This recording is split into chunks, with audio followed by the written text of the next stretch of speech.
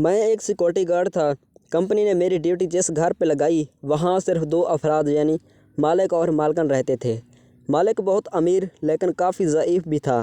میں ہر شام 7 بجے اس مکان کے باہر پہنچ جاتا تھا۔ اس گھر کی بڑی ہی عجیب بات مجھے دیکھنے کو ملتی تھی۔ جیسا کہ معمول کے مطابق میاں بیوی جھگڑتے ہیں، میں نے مالک اور مالکن کو کبھی جھگڑتے نہیں دیکھا۔ میں اکثر یہ بات سوچتا تھا کہ مالک اتنا ضعیف، مالکن ایک جوان اور خوبصورت لڑکی ہے، اللہ جانے ان دونوں کی شادی کیسے ہوئی ہوگی۔ ہر رات 9 بجے کے بعد دوسری منزل پر مالک کے کمرے کی بتی جلتی اور دیر تک جلتی رہتی تھی۔ ایک رات میں پانی پینے کے لیے گھر کے اندر داخل ہوا۔ میں نے دیکھا مالکن باغیچے میں ٹہل رہی تھی اور کافی پریشان نظر آ رہی تھی۔ میں نے مالکن کو نظر انداز کیا، پانی پیا اور باہر چلا گیا۔ اگلے دن پھر اس وقت میں پانی پینے کے لیے گھر کے اندر داخل ہوا تو مالکن پھر اسی جگہ ٹہل رہی تھی۔ اس دن پہلی دفعہ ان کی نظر مجھ پر پڑی۔ میں نے نظریں چرانا چاہی لیکن وہ میری طرف بڑھنے لگی۔ انہوں نے میری بازو کو مضبوطی سے پکڑا اور کہنے لگی، تم ہر روز گھر کے اندر کیوں آ جاتے ہو؟ میں نے کہا مجھے پیاس لگتی ہے، تو وہ کہنے لگی، تم تو اپنی پیاس بجھا کر چلے جاتے ہو، میرا کیا؟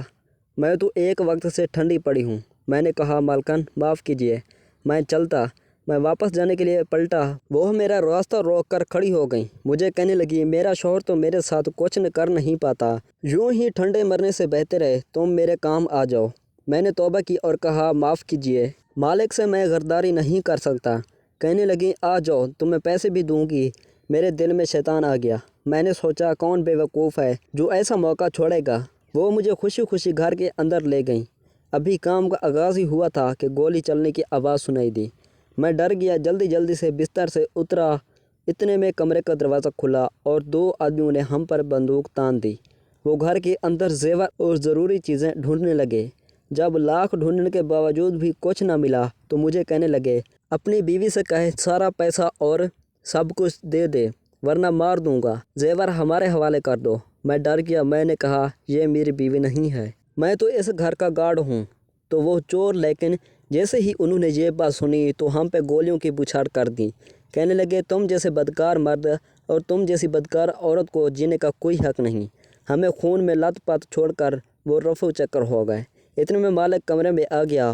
اس نے بنا کچھ سوچے سمجھے جلدی سے ہم دونوں کو ہسپتال پہنچا دیا۔ مالکن زخموں کی تاب نہ لاتے ہوئے دم توڑ گئی۔ میری بھی دونوں ٹانگیں معذور ہو چکی تھیں۔ اگر اس روز میں شیطان کے بہکاوے میں نہ آتا اور اپنی ڈیوٹی صحیح طریقے سے سر انجام دیتا تو نہ چور گھر میں آتا اور نہ میں اس حالت میں ہوتا۔